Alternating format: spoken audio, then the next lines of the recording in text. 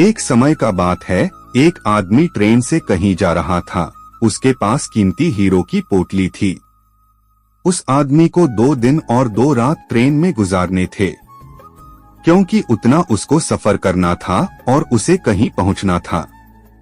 सफर के पहले ही दिन एक चोर की नजर उस आदमी के हीरो की पोटली पर पड़ गई।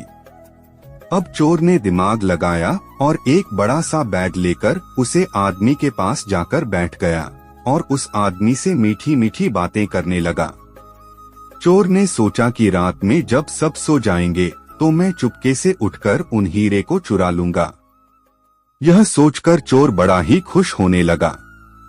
जब शाम का वक्त हुआ, 7 या 8 बज रहे थे, तब चोर सो गया, क्योंकि उसे रात में जागना था और हीरे चुराने थे, इसीलिए वो जल्दी से सो गया।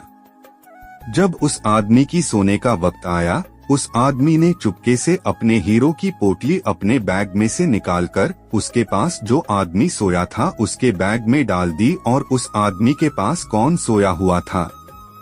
वह चोर ही सोया हुआ था। यह सब करने के बाद वह आदमी आराम से सो गया।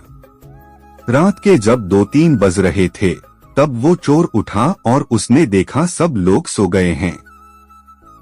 फिर उसने उस आदमी के बैग को अपनी तरफ खींचा और उस बैग को पूरा चेक कर लिया। उस बैग में कुछ नहीं मिला। वह परेशान हो गया। सारी रात उस आदमी के बैग को चेक करने के बाद जब उसे कुछ ना मिला, तब उसने देखा कि सुबह के 4 रहे थे, तब वह सो गया। उसके सोने के बाद वह आदमी उठा। उसने अपने हीरो की पोटली उस चोर की बैग से निकालकर अपने बैग में वापस रख ली। जब सुबह हुई और वो चोर सो कर उठा, उसने देखा कि हीरो की पोटली तो उस आदमी के पास ही है। उसे लगा कि मैं रात मैंने कुछ गड़बड़ की है। शायद उस आदमी के बैग को अच्छे से चेक नहीं किया। उसने फिर से प्लान बनाया कि इस रात बैग को अच्छे से चेक करना पड़ेगा। वह चोर फिर से शाम होती ही 7 बजे जल्दी से सो गया और उस आदमी ने फिर से अपने हीरो की पोटली को अपने बैग से निकालकर उस चोर के बैग में डाल दी।